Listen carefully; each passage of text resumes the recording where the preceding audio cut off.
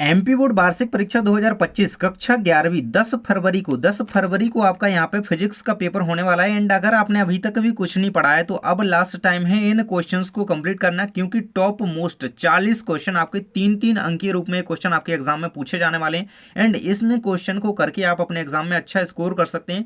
इसी परस्पेक्टिव से मैं आपके लिए ये वीडियो लेकर के आया हूँ। एंड ये क्वेश्चन जो भी विद्यार्थी कर लेगा तो वो अपने एग्जाम में बहुत अच्छा स्कोर करने वाला है। देखिए, क्योंकि परीक्षा के लिए ज्यादा टाइम नहीं रहेगा तो इस वीडियो को कंप्लीटली वॉच कर लेना एंड सारे क्वेश्चन कंप्लीट कर लेना। एंड 2-2 नंबर के क्वेश्चन का वीडियो मैंने डाल दिया था, तो जाकर के डिस्क्रिप्शन चेक कर लेना या फिर प्लेलिस्ट में आपके जाकर के हर एक सब्जेक्ट की तैयारी कर सकते हैं, ठीक है। और ये पीडीएफ आपको कैसे मिलेगा, देखो यहाँ पे आप देख सकते हैं कि 39 पेज का 36 पेज का कुल पीडीएफ है, जिसमें 2, 3 व 4 नंबर के पूरे क्वेश्चन बताए गए। ये पीडीएफ आपको पूरा कैसे मिलेगा, आप इसे डाउनलोड कैसे कर पाएंगे, ये मैं आपको बताऊंगा। तो आपको वीडियो में बने रहना है एंड सारे क्वेश्चन करते हैं। चलिए स्क्रीन पर। तो हमारा पहले नंबर का प्रश्न दिया गया है विमीय विश्लेषण द्वारा, है ना। ये आपका गतिज ऊर्जा समीकरण दिया गया है k बराबर 1/2 mv² प्लस m इंटू ए की जांच करनी है आपको, जहां पर k जो है गतिज ऊर्जा और m बराबर आपको द्रव्यमान दिया गया है ना, और v वेग है हमारा, ये क्या है, त्वरण है। तो इसको आपको क्या करना है, इसकी जो है सत्यता की जांच करनी है, इसकी विमीय विश्लेषण द्वारा इस समीकरण की जो है जांच करनी है। तो इसको आप कंप्लीट कर लीजिएगा। इसका थोड़ा आंसर जो है न्यूमेरिकल टाइप था ज़्यादा और टाइप करने में दिक्कत हो रही थी, है ना। इसको जरूर से कर लेना है, बहुत इंपॉर्टेंट है। नेक्स्ट क्वेश्चन का आंसर भी यहाँ पे साथ में लिखा हुआ है, विमीय विश्लेषण के उपयोग। भाई ये 2 मार्क्स में भी क्वेश्चन करवाया था मैंने एंड 3 नंबर में भी बन सकता है, तो इसको जरूर से कंप्लीट कर लेना, है ना। तो इससे में होता क्या है, भौतिक सूत्रों की सत्यता की जांच करना, है ना, विमीय विश्लेषण का उपयोग होता है। यही तो है ना, जैसे आप ये भौतिक सूत्र हैं कोई, है ना, इनकी सत्यता की जांच करना, यही तो इनके उपयोग होते हैं। नेक्स्ट है भौतिक मात्राओं के बीच संबंध ज्ञात करना, नई भौतिक मात्राओं का निर्माण करना, है ना, कोई भी नई अगर भौतिक मात्रा है तो उसका निर्माण करना। नेक्स्ट क्वेश्चन आपका आ जाता है एसआई मात्रक पद्धति की सभी मूल राशियों के नाम एवं उनके मात्रक लिखिए भाई, है ना। देखिए ये इस तरीके से तो क्वेश्चन आएगा नहीं कि सभी के लिखिए, लेकिन क्वेश्चन ना ऑब्जेक्टिव में आएगा तो इससे आपके कवर होने के चांसेस हैं। तो इसको कंप्लीट आपको करना है, कंप्लीट इनको देख लीजिए। द्रव्यमान का जो एसआई मात्रक होता है वो किलोग्राम होता है, लंबाई का मीटर होता है, समय का सेकंड होता है, विद्युत धारा का एम्पियर होता है, तापमान का केल्विन होता है, पदार्थ की मात्रा का मोल होता है, ज्योति तीव्रता का कैंडेला। इनको कंप्लीट करके रखना। 1 या 2 नंबर, है ना, 2 नंबर के समथिंग मान लो इसमें से कंप्लीट आपके रहेंगे, है ना। चलिए नेक्स्ट क्वेश्चन आपका आ जाता है वृत्तीय गति के लिए आवर्तकाल एवं आवृत्ति की परिभाषा लिखिए। Very very most important question. आवृत्ति का भी ऐसा ही मतलब यहाँ पे आपको दिया गया हर्ट्ज, है ना, आवृत्ति का हर्ट्ज, है ना, HZ से हम इसे प्रदर्शित करते हैं इस तरीके से, है ना, इसको याद रखना। आवर्तकाल क्या होता है भाई, तो किसी वस्तु द्वारा वृत्तीय पथ पर चक्कर, है ना, एक चक्कर पूरा करने में जो लगने वाला समय होता है भाई, उसे आवर्तकाल कहते हैं, है ना। इस चीज़ को याद रखना। आवृत्ति क्या कहलाती है, प्रति सेकंड पूरे किए गए चक्करों की संख्या को आवृत्ति कहा जाता है ना। तो इस चीज़ को याद रखना, बहुत ज़्यादा इंपॉर्टेंट क्वेश्चन है एंड ऑब्जेक्टिव में बनना ही बनना है ना। आवर्तकाल का एक शब्द वाक्य में आ सकता है, आवृत्ति का भी बनेगा। नेक्स्ट है हमारा आघूर्णों का सिद्धांत लिखिए और दर्शाइए कि उत्तोलक के लिए यांत्रिक लाभ कब 1 से जो है अधिक होता है। बहुत ज़्यादा इंपॉर्टेंट क्वेश्चन भाई, इसे करना ही करना है। आघूर्णों का सिद्धांत अच्छी तरीके से याद कर लो, नीचे दिया गया है, देखो पढ़ते हैं थोड़ा। किसी प्रणाली में संतुलन बनाए रखने या बिगाड़ने के लिए बल किस प्रकार क्रिया करते हैं, इसका विश्लेषण करने में आघूर्णों का सिद्धांत जो है महत्वपूर्ण होता है। अब आघूर्णों का सिद्धांत भाई कहता क्या है, तो आघूर्णों का सिद्धांत कहता है कि किसी पिंड के संतुलन में रहने के लिए किसी भी बिंदु के चारों ओर कुल दक्षिणावर्त आघूर्ण उसी बिंदु के चारों ओर कुल वामावर्त आघूर्ण के बराबर होना चाहिए भाई।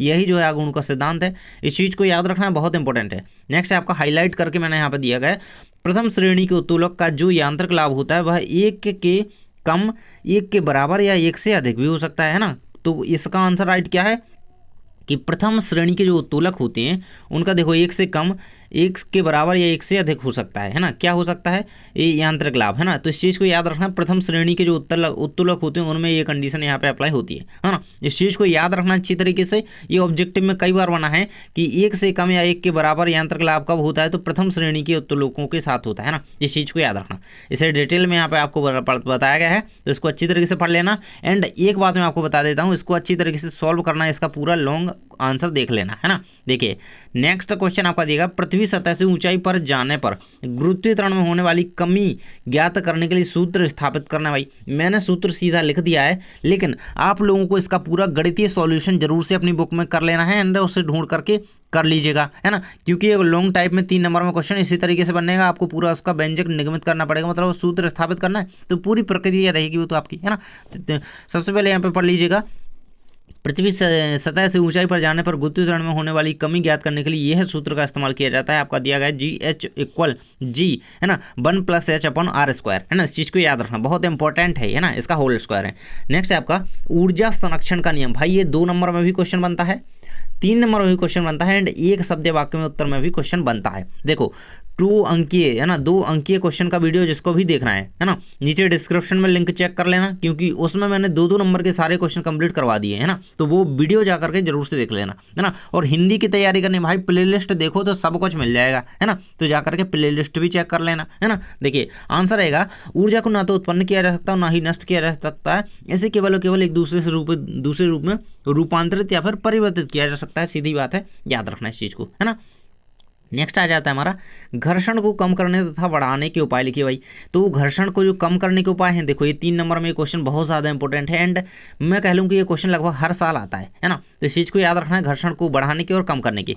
बढ़ाना है भाई घर्षण, तो क्या करेंगे, खुरदरी सतह यानी कि खांचेदार सतह बनाएंगे, विशेष पैटर्न वाले टायर उपयोग करेंगे, है ना। अपने जो जूते वगैरह होंगे उनमें भी अच्छे मतलब कहें कि पैटर्न बना हुआ खरीदेंगे, उनमें बनवाएंगे, है ना। तो ये क्या हो जाते हैं, बढ़ाने के उपाय हो जाते हैं। अब भाई घटाना है तो सतह पर चिकनाई, है ना, लुब्रिकेंट का उपयोग करेंगे, सतह को पॉलिश कर देंगे जिसमें उसमें चिकनाई आ जाए, है ना, बॉल बेयरिंग का उपयोग करेंगे, तो इससे क्या घर्षण कम हो जाएगा और वहाँ पर खसकने की संभावना ज़्यादा रहेगी। चलिए नेक्स्ट क्वेश्चन हमारा आ जाता है, किसी उपग्रह का परिक्रमण काल किसे कहा जाता है। भाई है ना, बहुत ज़्यादा इंपॉर्टेंट क्वेश्चन है एंड यहाँ पे देख सकते हैं परिक्रमण काल क्या होता है, उपग्रह द्वारा ग्रह के चारों ओर एक चक्कर पूरा करने में लगा समय परिक्रमण काल कहलाता है ना।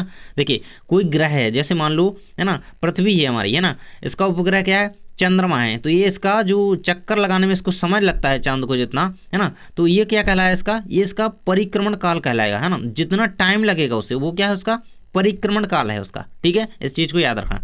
नेक्स्ट क्वेश्चन हमारा है, केपलर का द्वितीय नियम लिखे। भाई केपलर के ना तीनों नियम अच्छी तरीके से सीख लेना, क्योंकि 4 नंबर में ना लॉन्ग क्वेश्चन में बिल्कुल से आ सकता है ना, क्योंकि पूछे ही जाते हैं तीनों के तीनों साथ में आ जाए, है ना, तो सीख लेना, क्योंकि लॉन्ग नंबर में ये आ सकता है ना, जो और ये अलग से आए तो इस तरीके से भी क्वेश्चन आ सकता है। देखिए तो ग्रह सूर्य के चारों ओर परिक्रमण करते समय समान समय में समान क्षेत्रफल तय करते हैं, है ना, और यह कोणीय संवेग संरक्षण पर आधारित है। तो ये यहाँ पे इनका द्वितीय नियम केपलर का कहता है कि जो सभी ग्रह हैं वो जब सूर्य का चक्कर लगाते हैं, जैसे ये सूर्य दादा हैं और यहाँ पे सभी ग्रह उनका चक्कर लगा रहे हैं इस तरीके से, है ना, ये घूम रहे हैं, है ना, इस तरीके से, है ना, तो क्या है कि सभी ग्रह जो है समान समय में, है ना, समान समय में समान क्षेत्रफल, मतलब उतने ही समय, अगर 24 घंटे में पृथ्वी जितना घूम पा रही है उतना ही यहाँ पे बुध ग्रह होगा, उतना ही घूमेगा, मतलब उतनी ही क्षेत्रफल को तय कर पाएगा, है ना। तो ये मतलब गति के बारे में यहाँ पे बताया है कि समान है।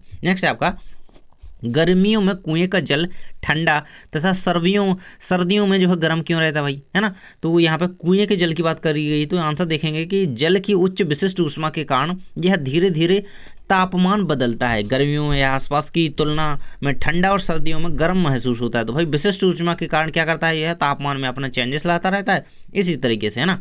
नेक्स्ट है आपका, पौधा घर की दीवारें और छत कांच की क्यों बनाई जाती है ना, तो पौधे घर में भाई जो छत है वो कांच की क्यों बनाई क्यों जाती है। तो चलिए देखो इस तरीके से एक क्वेश्चन जरूर से आना है ना, 2 नंबर के क्वेश्चन में भी एक ऐसा क्वेश्चन मैंने कंप्लीट करवाया है ना, तो उसको वीडियो को जाकर के जरूर से आपको देख लेना है।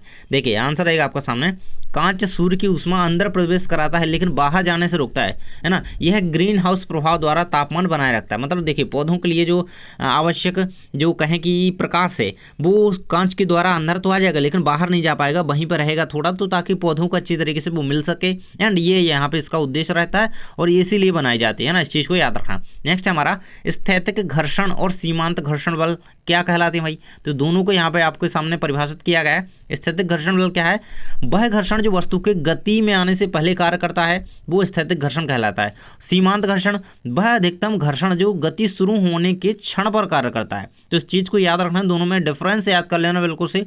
डिफरेंस भी आपको 2 नंबर या 3 नंबर में बन सकता है, तो इन दोनों में अंतर कर लेना, इनकी परिभाषा कर लो तो अंतर बन जाएगा, है ना। ठीक है, चलिए नेक्स्ट क्वेश्चन आपका आ जाता है वृत्तीय गति। भाई वृत्तीय गति किसे कहते हैं, है ना, जब कोई वस्तु एक निश्चित केंद्र के चारों ओर स्थिर त्रिज्या के साथ जो गति करती है तो इसे वृत्तीय गति कहते हैं। देखिए भाई, जैसे कोई ये वस्तु है, ये वस्तु यहाँ पे घूम रही है इस तरीके से, ये यहाँ पे केंद्र है ना, इस केंद्र के चारों ओर यहाँ पे वो गति कर रही है, निश्चित त्रिज्या है उसकी, स्थिर त्रिज्या है। त्रिज्या क्या कहलाती है, केंद्र से यहाँ पे परिधि तक की दूरी जो होती है वो त्रिज्या कहलाती है ना। इस तरीके से जो गति करती है वो क्या है, वृत्तीय गति है। तो इस चीज़ को याद रखिएगा, इस तरीके से घूम रही है ना केंद्र के चारों, तो क्या है, वृत्तीय गति है ना। उदाहरण, ग्रहों का सूर्य के चारों ओर जो परिक्रमण, मतलब परिक्रमा लगाना या फिर परिक्रमण काल कह सकते हैं, परिक्रमण काल तो वो कहलाता है जितना समय उसको लगता है ना। तो ये रहेगा परिक्रमण यहाँ पे, है ना। और विशेषताएं क्या रहेंगी, गति की दिशा निरंतर बदलती रहती है ना, मतलब हमेशा एक जैसी थोड़ी रहेगी कि बिल्कुल तेज चल रहा है तो तेज ही चलेगा, है ना। कभी स्पीड कम भी हो सकती है और निरंतर नहीं, मतलब चेंजेस होते रहते हैं। त्वरण केंद्र की ओर होता है ना, जो त्वरण होता है वो केंद्र की ओर होगा इस तरीके से, है ना। ये किरण यहाँ पे त्वरण आपको होगा, है ना। नेक्स्ट आपका क्या रहेगा क्वेश्चन, मूल मात्रक तथा व्युत्पन्न मात्रक में। भाई 2 नंबर और 3 नंबर में आपका क्वेश्चन बिल्कुल से मैं कह लूँ कि आने वाला है ये क्वेश्चन, एंड 3 अंतर ही आपको याद करना है, तो 3 ही कर लेना। मैंने यहाँ पे 2 दे पाए हैं लेकिन आपको 3 कर लेना है। देखिए मूल मात्रक जो होते हैं वो स्वतंत्र रूप से परिभाषित होते हैं। व्युत्पन्न मात्रक भाई अन्य मात्रकों से क्या होती हैं, व्युत्पन्न होती हैं। जैसे कि मूल मात्रक कौन सा है, मीटर का किलोग्राम होता है ना, और न्यूटन का जूल होता है। इस तरीके से ये व्युत्पन्न मात्रक न्यूटन का क्या होता है, जूल यहाँ पे दिया गया है। तो इस चीज़ को याद रखिएगा, बहुत इंपॉर्टेंट है ये ना। नेक्स्ट हमारा संरक्षी एवं असंरक्षी बल में। भाई ये देखिए, संरक्षी एवं असंरक्षी बल में अंतर स्पष्ट करिए। संरक्षी बल, असंरक्षी बल, पहला दिया है कार्य पथ पर निर्भर नहीं करता है, असंरक्षी बल कार्य पथ पर निर्भर करता है। संरक्षी बल ऊर्जा का संरक्षण करता है और असंरक्षी बल में ऊर्जा का क्षय होता है। और इसका उदाहरण रहेगा गुरुत्वाकर्षण बल। इस चीज़ को याद रखना कि संरक्षी बल का उदाहरण कई बार पूछा गया कि संरक्षी बल का उदाहरण है तो कौन सा है, गुरुत्वाकर्षण बल। और भी कई सारे बल हैं तो उन्हें पढ़ लेना ध्यान से, है ना। उदाहरण के तौर पर असंरक्षी बल का उदाहरण होता है घर्षण बल, है ना। देखिए यहाँ से घर्षण बल दिया गया ना, तो ये असंरक्षी बल का उदाहरण होता है। इस चीज़ को याद रखना है, इससे ऑब्जेक्टिव बनता है। नेक्स्ट आ जाता है हमारा कार्य ऊर्जा प्रमेय लिखिए एवं इसे अचर बल हेतु सिद्ध कीजिए। देखिए पूरे क्वेश्चन का आंसर यहाँ पे दिए गए हैं, न्यूमेरिकल टाइप इससे बन रहा है। देखिए तो पहले तो कार्य ऊर्जा प्रमेय लिखनी है, कंबाइन करके क्वेश्चन दिया है। अचर बल हेतु सिद्ध भी करना है भाई इसका, है ना, पूरा सिद्धिकरण दिया गया है। पहले हम इसकी प्रमेय को पढ़ लेते हैं। तो किसी गतिमान वस्तु पर लगाने पर किसी गतिमान वस्तु पर बल लगाने पर बल द्वारा किया गया कार्य उसकी गतिज ऊर्जा में परिवर्तन के जो है बराबर होता है। यही क्या है, यही कार्य ऊर्जा प्रमेय कहलाती है ना। उत्पत्ति करेंगे इसकी भाई। माना कि m द्रव्यमान की वस्तु पर F बल, भाई यहाँ पे क्या कहा जाए, बल लगाया जाए तो बल क्या होगा, F यहाँ पर दर्शा देंगे। F बल लगाने पर बल की दिशा में वस्तु का विस्थापन जो है S है ना। ये अपने मान लिया अपने अकॉर्डिंग, है ना। तो वस्तु द्वारा संपन्न किया गया कार्य और F इंटू एस यानी कि ये विस्थापन आपका, है ना, और W हमारा कार्य है, F हमारा बल है ना। तो इस तरीके से आप इसको सॉल्व करते हुए यहाँ पे लिखेंगे, यदि यह बल F उस वस्तु में त्वरण उत्पन्न कर देता है, त्वरण यानी कि ये उत्पन्न कर देता है, तो क्या यहाँ पे गति का सेकंड समीकरण ही कह सकते हैं, सीधी बात है ना। ये न्यूटन का F इक्वल m इंटू ए, है ना। ये बल लग रहा है यहाँ पे, द्रव्यमान और त्वरण का यहाँ पे जो है गुणा होगा। और समीकरण 2 से समीकरण 1 में F का मान रखने पर, है ना, F का मान ये रहा हमारा F बराबर m इंटू ए। तो इसमें हम क्या रखेंगे, F का मान रखेंगे। तो यहाँ पे WMA, है ना, ये S हमारा था ही, है ना। तो इसको हम यहाँ पे फिल करेंगे, है ना, यहाँ पे हम करेंगे। नेक्स्ट हमारा यदि बल के प्रवाह से वस्तु का वेग म्यू से बदलकर v हो जाता है भाई, है ना, तो क्या होगा, तब सूत्र हम ये वाला समीकरण यूज करेंगे गति का, है ना। और इस तरीके से हमारा यहाँ पे ए s का मान रखेंगे समीकरण 3 में, और कंप्लीट यहाँ पे आपका आ जाता है यहाँ पे आंसर। ये देखिए 1/2 mv², ये गतिज ऊर्जा का समीकरण यहाँ पे 1/2 mv² माइनस 1/2 mu², अर्थात कहेंगे गतिज ऊर्जा में परिवर्तन बराबर कार्य, है ना। तो ये आपका यहाँ पे सिद्ध हो जाता है। तो इसको कंप्लीट कर लेना। नेक्स्ट क्वेश्चन हमारा आ जाता है केशिकी उन्नयन भाई किसे कहते हैं। बहुत ज़्यादा इंपॉर्टेंट क्वेश्चन है, इसको कंप्लीट करके ही रखना। पतली नली में द्रव का ऊपर या नीचे उठना केशिकी उन्नयन कहलाता है। तो यह पृष्ठ तनाव और संजानु बल के कारण होता है। देखिए केशिकी उन्नयन क्या कहलाता है, कि पतली जो मतलब देखिए इस तरीके से केशिकाएं होती हैं। केशिकाएं तो आप समझते हो ना, है ना, ये केशिका के कारण ही जो पौधे होते हैं उनमें जड़ों से जल जो है ऊपर तक जाता है। इस पतली पतली केशिकाएं होती हैं, इनसे ऊपर तक जाता है पौधे में हर भाग तक, है ना। तो इस तरीके से केशिकाएं काम करती हैं। उन्नयन क्या होता है इसका, जो पतली नलिकाएं होती हैं केशिकाएं वो कहलाती हैं। द्रव का ऊपर या नीचे उठना केशिकीय उन्नयन कहलाता है ना। और इसमें पृष्ठ तनाव जो होता है संजानु बल के कारण होता है। केशिकीय उन्नयन के जो भाई उपयोग लिखिए भाई, है ना। पौधों में जल परिवहन, देखिए यही उदाहरण आपको मैंने अभी बताया। मिट्टी में नमी बनाए रखना भाई, उससे तो होगा ही। केरोसिन लैंप में ईंधन का चढ़ाव, ये किसके द्वारा, केशिकीय उन्नयन के ही उपयोग हैं। इन तीनों को याद रखना, ये 2 नंबर में क्वेश्चन बन सकता है। नेक्स्ट क्वेश्चन हमारा आ जाता है भाई गुप्त ऊष्मा किसे कहते हैं, इसका मात्रक लिखिए भाई। देखो गुप्त ऊष्मा कह लो, शक्ति कह लो, शक्ति किसे कहते हैं इसका मात्रक लिखिए। इस तरीके से क्वेश्चन आना ही आना है, एक ना क्वेश्चन आना है भाई, है ना। तो इसको कर लेना। गुप्त ऊष्मा क्या कहलाती है, वह ऊष्मा जो बिना तापमान बदले किसी पदार्थ की अवस्था को चेंज कर देती है ना, अवस्था को बदलने में लगती है, उसे हम गुप्त ऊष्मा कहते हैं, है ना। मतलब तापमान इसमें चेंज नहीं हो रहा है और अवस्था को बदल देती है ना। तो क्या है हमारी गुप्त ऊष्मा, और इसका मात्रक होता है आपका जूल प्रति किलोग्राम, है ना। और शक्ति का भी याद रखना यार, मात्रक, शक्ति का मात्रक क्या होता है, वो 8 होता है ना। पिछली वीडियो में हम इसको पूरा कंप्लीट करे हुए हैं, है ना। एक अश्व शक्ति बराबर कितना होता है, ये आप लोगों को कमेंट बॉक्स में बताना है। एक अश्व शक्ति बराबर कितना होता है, ये कई बार ऑब्जेक्टिव में आया हुआ है, तो जल्दी से बता दो भाई कितना होता है ना। और वीडियो को अभी तक लाइक नहीं करे हो ना, तो लाइक कर देना, क्योंकि इस तरीके से आपको क्वेश्चन प्रोवाइड कराने में ना बहुत ज़्यादा मेहनत लगती है यार। तो प्लीज़ एक लाइक कर देना ताकि थोड़ा सा मोटिवेशन एक मिलता रहे। नेक्स्ट क्वेश्चन हमारा कहता है कि अनुत्क्रमणीय तथा उत्क्रमणीय प्रक्रम में अंतर लिखिए। भाई ये भी क्वेश्चन कई बार आपका आया हुआ है, 2 नंबर में भी और 3 नंबर में भी देखा गया है, तो इसको कंप्लीट करना। उत्क्रमणीय एवं अनुत्क्रमणीय दिया गया है। पहला अंतर लिखेंगे कि प्रारंभिक अवस्था में लौटाया जा सकता है उत्क्रमणीय प्रक्रम में। नेक्स्ट है अनुत्क्रमणीय प्रक्रम में प्रारंभिक अवस्था में जो है नहीं लौटाया जा सकता है। बाह्य कारकों का इस पर कोई प्रभाव नहीं पड़ता है। इस पर बाह्य कारकों पर, इस पर जो अनुत्क्रमणीय प्रक्रम होता है, इस पर बाह्य कारकों का प्रभाव पड़ता है। उदाहरण है आदर्श गैस का संपीड़न, है ना। देखिए उत्क्रमणीय प्रक्रम का उदाहरण क्या है यहाँ पे, आदर्श गैस का संपीड़न। और अनुत्क्रमणीय के उदाहरण दिया गया है यहाँ पे घर्षण द्वारा ऊर्जा क्षय। ये क्षय है सबसे पीछे आएगा, यहाँ पे थोड़ा मिस्टेक हो जाती है कभी कभी, तो ये टेक्निकल प्रॉब्लम है, कोई दिक्कत नहीं इसमें आपको लेना है। और घर्षण द्वारा ऊर्जा क्षय, है ना। तो इस तरीके से इसको याद रखना है, ये अनुत्क्रमणीय प्रक्रम का उदाहरण है। नेक्स्ट है हमारा सरल आवर्त गति। भाई इतना अगर छोटा सा क्वेश्चन आता है, 1 नंबर में 1 शब्द या वाक्य में बनेगा, है ना। और ये पूरा आएगा कि इसकी सरल आवर्त गति की 2 विशेषता लिखिए, तो ये 2 नंबर में आएगा, है ना। और डिटेल में थोड़ा पूछा जाएगा कि किसे कहते हैं, इसकी 2 विशेषता लिखिए। 4 विशेषताएं तो भाई 4 नंबर में, ठीक है। इसको कंप्लीट करके ही रखना है। देखो सरल आवर्त गति क्या होती है कि जब कोई पिंड अपनी साम्य स्थिति के दोनों ओर सरल रेखा में इस प्रकार आवर्त गति करता है कि इसका त्वरण किसी स्थिति में कण के विस्थापन के अनुक्रमानुपाती होता है तथा त्वरण की दिशा सदैव माध्य स्थिति के चारों ओर माध्य स्थिति की ओर होती है, तब पिंड की गति आवर्त गति कहलाती है। और यही क्या है, सरल आवर्त गति है ना। सरल रेखा में क्योंकि गति कर रही है ना, तो ये आवर्त गति होती है, सरल आवर्त गति। इसको याद रखिएगा। उदाहरण रहेगा सरल लोलक की गति जो है सरल आवर्त गति का उदाहरण है, इसको याद रखना भाई, इससे ऑब्जेक्टिव आपका बन सकता है, बहुत इंपॉर्टेंट है इसको उदाहरण, है ना। तो इस चीज़ को याद रखना। सरल लोलक की गति, स्प्रिंग से लटके हुए कह सकते हैं पिंड की गति, स्वरित त्रिभुज की गति, है ना, और झूले की गति। तो ये क्या होते हैं आपके सरल आवर्त गति के उदाहरण होते हैं। कुछ विशेषताएं क्या रहेंगी, वस्तु अपनी मध्यमान स्थिति के दोनों ओर सरल रेखा में गति करती है, ये सरल आवर्त गति की विशेषता है एक, है ना। नेक्स्ट विशेषता आपको नीचे दी गई है और 3 दी गई है ना।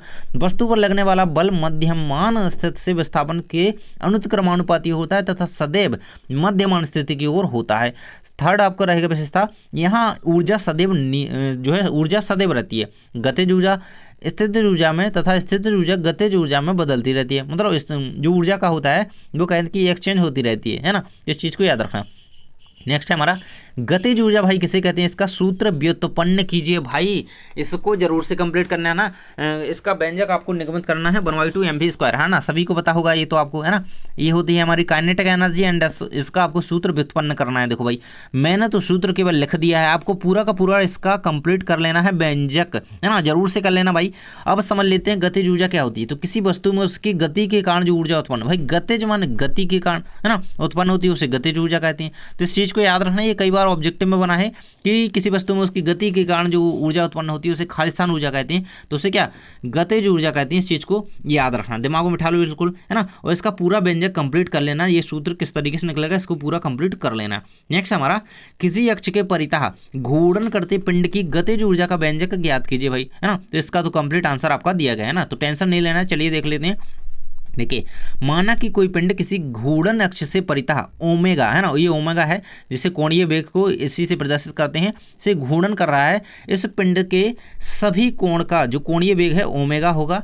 कोणीय वेग तो ओमेगा ही है, परंतु प्रत्येक कण का रेखीय वेग भिन्न भिन्न होगा। यदि पिंड के घूर्णन अक्ष से दूरी r पर किसी कण का द्रव्यमान m है और रेखीय वेग भी हो, तो उसकी गतिज ऊर्जा क्या होगी, 1/2 mv²। गतिज ऊर्जा तो यही है ना, इसका लिख दें। तो गतिज ऊर्जा देखिए, अब हमने भाई यहाँ पे क्या मान लिया, वेग को हमने r ओमेगा मान लिया है, तो यहाँ पे वो अपन मान रख देंगे, है ना, ओमेगा² रहेगा हमारा। तो इस तरीके से आप यहाँ पे करते हुए ये r² ओमेगा² आ जाएगा, क्योंकि हमने यहाँ पे मान लिया है ना। तो इस तरीके से हमारा यहाँ पे पूरा निकल के समेसन mr² और ये आगे आ जाता है 1/2 ओमेगा आई, है ना। तो यही हमारा क्या है, अभिष्ट व्यंजक यहाँ पे आ जाएगा। नेक्स्ट हमारा आ जाता है निम्न की व्याख्या। भाई 2022 में ये क्वेश्चन आया हुआ है ना, इसी तरीके से आया था, लेकिन भाई अब तोड़ करके भी दिया जा सकता है। 2 नंबर में क्या पता अलग से आ गया कि पाइसन अनुपात क्या है। 1 नंबर में क्या पता, एक वाक्य में आ गया कि यंग मापांक को समझाइए, है ना। तो इस तरीके से क्वेश्चन आ रहे हैं नए नए, है ना। तो क्योंकि एनसीईआरटी है, एनसीईआरटी में भाई हर एक लाइन में 4 क्वेश्चन बन जाते हैं, पता नहीं तुम्हें कितने क्वेश्चन बन जाएंगे, है ना। तो यार इसको डीपली पढ़ना पड़ेगा, तब इसके ऑब्जेक्टिव होंगे एंड तभी इसके क्वेश्चन कर पाओगे, है ना। तो देखिए, यंग मापांक क्या है हमारा, और पाइसन अनुपात और दृढ़ता गुणांक। तो सबसे पहले यंग मापांक को समझ लेते हैं भाई। तो यंग मापांक जिसे हम कैपिटल ई से प्रदर्शित करते हैं, ये एक भौतिक पैरामीटर है जो यह बताता है कि यह कितनी आसानी से खिंच और मुड़ सकता है, और इसे तन्य प्रतिबल से तन्य विकृति के अनुपात के रूप में परिभाषित किया जा सकता है ना। तो इसको याद रखना बहुत इंपॉर्टेंट है, यंग मापांक। नेक्स्ट हमारा पाइसन अनुपात, भाई इसको भी याद रखना, है ना, क्योंकि लास्ट ईयर में ये 2 मार्क्स में क्वेश्चन आया है, और शायद आपके अर्धवार्षिक में भी पाइसन अनुपात आया था, है ना। देखिए, पाइसन अनुपात किसी वस्तु पर लगाए गए तनाव के कारण होने वाले विरूपण को मापने का एक भौतिक स्थिरांक है। यह एक दिशा में लगाए गए तनाव को दूसरी दिशा में होने वाले लोचदार तनाव से जोड़ता है। पाइसन अनुपात को पाइसन गुणांक या गुणांक डी पाइसन भी कहा जाता है। इस चीज़ को याद रखना, ये बहुत ज़्यादा इंपॉर्टेंट है पाइसन अनुपात। नेक्स्ट हमारा है दृढ़ता गुणांक। भाई दृढ़ता गुणांक किसी सामग्री के विरूपण के प्रतिरोधक क्षमता को दर्शाता है। यह कतरनी और तनाव और कतरनी विकृति के अनुपात को जो है मापता है ना, मापन का कार्य करता है। तो इस चीज़ को याद रखना बहुत ज़्यादा इंपॉर्टेंट है आपका दृढ़ता गुणांक। नेक्स्ट क्वेश्चन आपका जानता है, किसी तार के एक सिरे को दृढ़ आधार से बांधकर दूसरे सिरे पर भार लटकाने तार की लंबाई में होने वाली वृद्धि किन किन कारकों पर निर्भर करती है ना। देखिए, अब कहा ना कि कंबाइन करके क्वेश्चन दे रहा है बोर्ड, है ना। तो बिल्कुल इस चीज़ को याद रखना, और इस तरीके से आपको इसका आंसर लिखना है। ये देखिए क्वेश्चन दिया गया, फिर ये क्वेश्चन एस्टिमेट कर दिया, उनकी व्याख्या कीजिए, कोई 3 यहाँ पे लिखने हैं आपको। चलिए भाई, इसका समझ लेते हैं हम यहाँ पे आंसर। ये रहेगा आपके सामने आंसर। यहाँ पे ये सूत्र की FL/y पाई r² से तार की लंबाई में वृद्धि निम्नलिखित कारकों पर जो है निर्भर करती है। तो यहाँ पे देखिए, यही ना पूछा गया है किन कारकों पर, तो रहेगा, है ना। तो तार के पदार्थ पर पदार्थ की यंग प्रत्यास्थता गुणांक जितना अधिक होता है, किसी बल के लिए तार की लंबाई में उतनी ही वृद्धि होती है ना। तार की प्रारंभिक लंबाई पर तार की प्रारंभिक लंबाई जितनी अधिक होती है ना, जो तार की लंबाई ये अलग अलग है, पर तार और तार, है ना। लंबाई जितनी अधिक होगी, किसी बल के लिए उतनी ही लंबाई में वृद्धि अधिक होगी, है ना। तो ये दोनों अलग अलग चीज़ें हैं। इसमें प्रत्यास्थता गुणांक अधिक होगा, इसमें क्या होगी, प्रारंभिक लंबाई अधिक होगी, है ना। तो उतनी ही लंबाई अधिक होगी, ये यहाँ पे कहा जा रहा है। और आरोपित बल पर जितना अधिक बल लगाया जाता है, तार की लंबाई में उतनी ही अधिक भाई बल, यहाँ पे बल लगाया जा रहा है, यहाँ पे प्रारंभिक लंबाई बढ़ गई और यहाँ पे प्रत्यास्थता गुणांक में वृद्धि हो रही है। तो इन तीनों चीज़ों को याद रखना। नेक्स्ट आपका दिया गया, तार की त्रिज्या पर तार जितना पतला होता है, लंबाई में उतनी ही वृद्धि होती है। भाई पतला हो तार, उस पर अधिक बल लगा जाए, प्रारंभिक लंबाई में वृद्धि की जाए, या फिर प्रत्यास्थता गुणांक अधिक हो, तो यहाँ पे क्या होगा, तार की लंबाई उतनी ही होगी, है ना, वृद्धि होगी, कभी कमी होगी, है ना। तो ये यहाँ पे चीज़ें हो जाती हैं। प्रत्यास्थता में केवल कमी हो रही है, बाकी तो वृद्धि हो रही है, ठीक है। चलिए नेक्स्ट क्वेश्चन आपका आ जाता है यहाँ पे, विमीय समीकरण से भी square equal you square plus 2as की शुद्धता की आपको जांच करनी है। और भाई इसमें कलन विधि का यूज़ करना है आपको। चलिए इसको देख लेते हैं। शुद्ध गतिक समीकरण यूज प्राप्त करना है आपको। तो इसका आंसर आपके सामने रहेगा भी square equal you square plus 2as समीकरण की शुद्धता की आपको जांच करनी है। तो LHS इक्वल RHS करना है आपको, सीधी बात है। देखिए LHS की विमा क्या होती है, भी स्क्वायर इक्वल LT-1 और होल स्क्वायर इसका रहेगा 2, है ना। इस चीज़ को याद रखना है। एंड LHS की विमा आपको दी गई है। तो इसको पूरा कंप्लीट करते हुए समीकरण में दोनों ओर की विमा जो है समान है, अतः समीकरण विमीय दृष्टि से शुद्ध है। तो इसको पूरा कंप्लीट आप कर लीजिएगा। बहुत ज़्यादा इंपॉर्टेंट क्वेश्चन है एंड बन सकता है आपका। नेक्स्ट क्वेश्चन हमारा आ जाता है, ग्राफीय विधि से गति के द्वितीय समीकरण का निगमन कीजिए भाई। तो इसका आंसर आपका सामने दिया गया है। देखिए तो दूरी का मान त्रिभुज ABD और चतुर्भुज ADOB के क्षेत्रफल के योग के बराबर होगा। किसका? दूरी का मान त्रिभुज ABD। यहाँ पे देखिए आपके सामने डायग्राम दिया गया है ना, इसको जरूर से बनाना। अगर ये क्वेश्चन आता है तो इसको बनाना मत भूलना। देखो क्योंकि कई बार ना टीचर क्या होते हैं, वो डायग्राम देख करके ना आपको आधे नंबर तो डायग्राम के दे देते हैं, है ना। आप लोग अगर बना रहे हैं फिगर ठीक ठाक से, है ना, तो ये तो आप सभी को पता है यार, कब से पढ़ते आ रहे हो। त्रिभुज का क्षेत्रफल बराबर 1/2 इंटू आधार गुणे ऊंचाई। तो ये होता है हमारा AD हमारी क्या है, आधार है। AB हमारा, AD क्या है, ऊंचाई हमारी, है ना। और चतुर्भुज का क्षेत्रफल क्या होता है, लंबाई बराबर गुणे चौड़ाई, है ना। तो लंबाई गुणे चौड़ाई, है ना। चतुर्भुज का क्षेत्रफल बराबर लंबाई गुणे चौड़ाई, ये मिस्टेक होगी, बराबर यहाँ पे आएगा, है ना। और AD हमारे ये क्या है, लंबाई और ऊंचाई है। और UT हम इसे मान लिया है। देखिए यहाँ पे ये हमारा दिया गया है ये, तो इसे हम यहाँ पे रख देंगे और ये हमारा समीकरण यहाँ पे, ये कंप्लीट समीकरण यहाँ पे आ जाएगा हमारा, है ना। इस तरीके से आप इसको सॉल्व कर लीजिएगा। नेक्स्ट हमारा कोणीय संवेग की परिभाषा दीजिए एवं सिद्ध कीजिए कि कोणीय संवेग में परिवर्तन की दर बाह्य बल आघूर्ण के बराबर होती है। तो वही ओमेगा यानी कि कोणीय वेग, है ना, इसी की बात की जा रही है। तो यहाँ पे देख सकते हैं आप, किसी कण के रैखिक संवेग का किसी घूर्णन अक्ष के परितः घूर्णन आघूर्ण, है ना, तो कण का कोणीय संवेग कहलाता है। अर्थात कोणीय संवेग बराबर रेखीय संवेग घूर्णन अक्ष से लंबवत दूरी, इसका ऐसा ही मात्रक जूल सेकंड है। यह एक जो है सदिश राशि है, इस चीज़ को याद रखना। कोणीय संवेग एक सदिश राशि है और ये इसका ऐसा ही मात्रक भी आपको दिया गया है। नेक्स्ट है, माना कि किसी, है ना, आपको अपन को सिद्ध करना है। सिद्ध कीजिए कोणीय संवेग में परिवर्तन की दर बाह्य बल आघूर्ण के बराबर होती है। तो माना कि अक्ष के परितः, है ना, घूर्णन में क्योंकि हमें सिद्ध करना है, देखिए, है ना, ये रहेगा यहाँ पे, ये घूर्णन अक्ष के परितः, है ना। तो ये रहेगा यहाँ पे किसी अक्ष के परितः कोई वस्तु ओमेगा कोणीय वेग से घूर्णन कर रही है। माना कि वस्तु पर कार्यरत बल आघूर्ण जो है टाउ तथा इसका दी गई अक्ष के परितः जड़त्व आघूर्ण L, इसकी कोणीय संवेग J तथा कोणीय त्वरण क्या है, A है। तो इस तरीके से आप इसे सॉल्व कर लीजिएगा। ये आपका दिया गया है, L नहीं दिया गया है, ये I है ना, ये I है ना, ये L लग रहा है, I लिखा है ना। तो इस तरीके से इसे सॉल्व करेंगे हम। यहाँ पे d⍵/dt यहाँ पे आपका जो है त्वरण आ जाता है ना।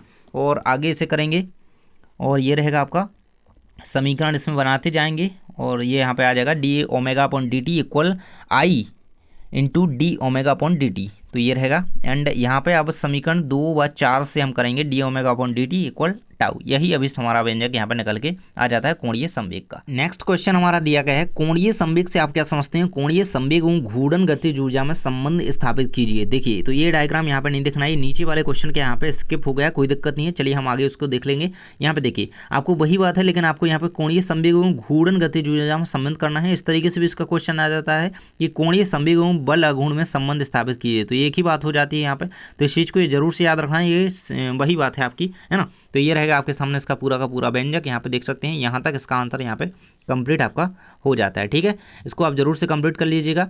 एंड आपको इसको देखिए, अपनी आपकी जो गाइड वगैरह है, बुक है, तो उसमें आपको जरूर से इसका मिलान कर लेना है एंड इसको कंप्लीट करना है। देखिए मैंने तो आप क्वेश्चन देखिए, है ना, तो उसको कंप्लीट करना है। ठीक है, नेक्स्ट है आपका दर्शाइए कि सदिश, आपको वेक्टर दिया गया है, वेक्टर A एवं वेक्टर V से बने त्रिभुज का क्षेत्रफल vector A into vector B के परिमाण का आधा होता है। तो ये इसका देखिए, इसी का डायग्राम ये यहाँ पे स्किप हो गया है, ये यहाँ पे रहेगा आपके सामने, है ना।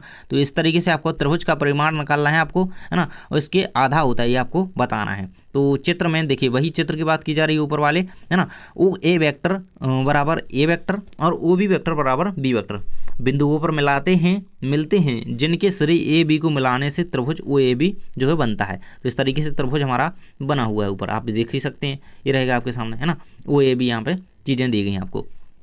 तो इस तरीके से आपको इसमें त्रिभुज का क्षेत्रफल ही यहाँ पे बताना है। क्षेत्रफल का परिमाण बताएंगे तो त्रिभुज के क्षेत्रफल है ना, इसके आधा होता है, ये सिद्ध करना है। तो 1/2 आधार गुणा ऊंचाई ये आपको यहाँ पे फिल कर देना है। आधार क्या हमारा ओ ए है, और ऊंचाई हमारी बी सी है। इस तरीके से सॉल्व करते हुए आगे लिखेंगे। एंड ये अगला स्टेप रहेगा, है ना, साइन थीटा हमारे यहाँ पे थीटा दिया गया है, और ये सी साइन थीटा 1/2 है ना, ये इंटू बी वेक्टर यहाँ पे प्रमाणित यहाँ पे हो जाता है, तो इसको कर देना। नेक्स्ट हमारा क्वेश्चन आ जाता है, सिद्ध कीजिए कि स्टील रबर से अधिक प्रत्यास्थ है। तो यहाँ पे देखिए, तो ये अपना को अपने अकॉर्डिंग क्या है मान करके लिखना है। अब भाई स्टील है तो वाई एस करेंगे, और यहाँ पर रबर है तो वाई आर करेंगे, है ना। तो ये यहाँ पे क्या हो जाती है, स्टील जो है अधिक प्रत्यास्थ यहाँ पे सिद्ध हो जाती है, देख सकते हैं, है ना, वाई एस बाई आर, इस चीज़ को याद रखना। नेक्स्ट हमारा यहाँ पे देखिए, ये सारे क्वेश्चन दिए गए, इनके आंसर यहाँ पर नहीं हो पाए, लेकिन हाँ इनको कर लेना है। उसका नियम लिखिए, इसके आधार पर प्रत्यास्थता गुणांक को परिभाषित कीजिए। घूर्णन करती पिंड के लिए बल आघूर्ण व जड़ता आघूर्ण में संबंध, बेलन की गतिज ऊर्जा का जो है आपको ज्ञात करनी है, मूल मात्रा को व्युत्पन्न मात्रक में 3 अंतर, हम 2 कर ही चुके थे, ये क्वेश्चन रिपीट हो गया। चलिए, तो इस तरीके से आपके सारे क्वेश्चन 3-3 नंबर के कंप्लीट हो जाते हैं। एंड आप चैनल पर नए थे तो सब्सक्राइब कर लेना, वीडियो को लाइक जरूर से कर देना और शेयर कर देना अपने दोस्त के साथ, और सब्सक्राइब कर लो और जाकर के प्लेलिस्ट में देखो कि आपके हर एक सब्जेक्ट की तैयारी वहाँ पे की जा रही है ना। तो प्लेलिस्ट को जरूर से चेक करो और वहाँ पे वीडियोस देखो, ताकि आप लोगों की तैयारी हो सके। थैंक्स फॉर वॉचिंग, मिलते हैं नेक्स्ट वीडियो में, और 2-2 नंबर के वीडियो को जरूर से देख लेना।